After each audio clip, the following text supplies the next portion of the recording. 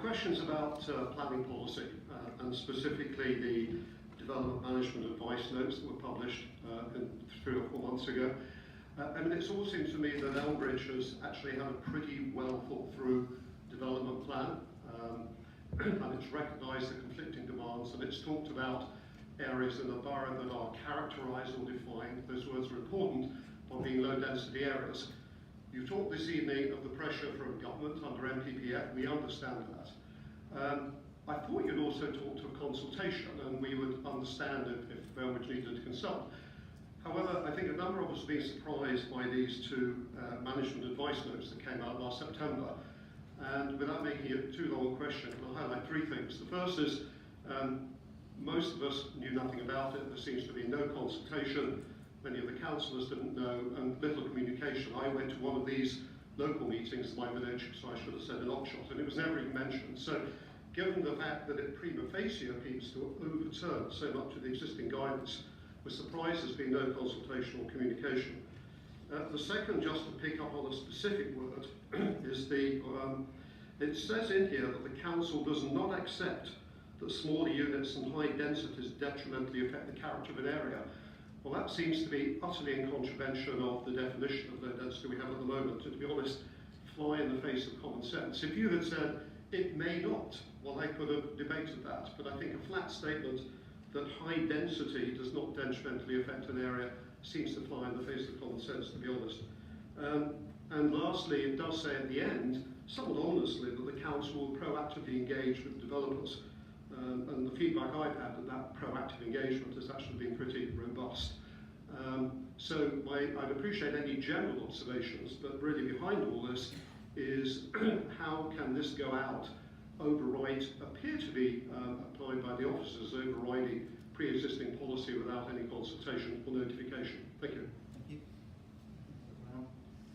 Development management notes don't supersede existing policies. They advise residents and they advise developers how particular policies are likely to be interpreted going forward.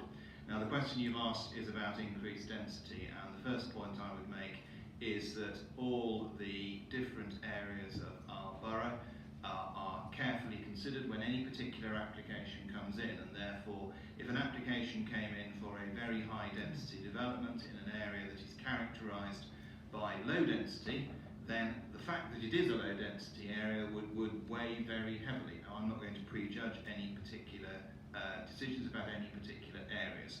What I would say to you is the government expects us to build as a borough 612 homes per year over the next 15 years. To put that in perspective, we are currently building only about 1/3 of that number. We are going to have a very difficult decision to take in the next year or so, and that is to decide to what extent are we going to try and meet the demand that the government has placed upon us.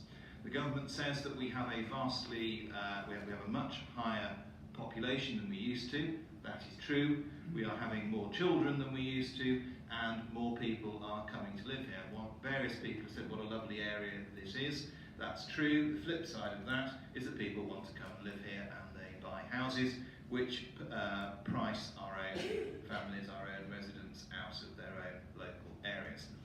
So we're going to have to decide how many new houses we're going to build or allow to be built and where they are going to be. There are 2 major pressures on us. Number one, do we release any part of our greenbelt? That was suggested a couple of years ago, and the response that came back was thunderous from our residents. It was absolutely not. If we're not going to build on our greenbelt, then we do need to increase the density in our built-up areas. And that does realistically mean that every part of this borough will see new housing being built over the next 15 years. But when specific applications come in, each and every one of them are considered on their merits, not by simply applying a blanket policy over every single part of our borough. I hope that answers your question, at least to some extent. Can I just very briefly respond rather than prolong it? I mean, I thank you for the clarification. I'm pleased that you have confirmed that this is guidance and doesn't supersede policy. Could I firstly, though, request that I, colleagues, fully appreciate the pressures you are under, but I think think there should be a proper consultation before there is any amendment. You confirm this doesn't represent an amendment in theory, but there is a risk it becomes an amendment in practice. You've rightly said that individual applications will be considered on their merits, but as far as the councils are concerned, that only happens when it gets to a planning committee. And what I understand is happening on the ground at the moment is the officers are refusing to accept developments that they believe are in conflict with this and therefore aren't even getting to the planning committee. I probably can't expect you to respond to that now, but I would just like to make the point.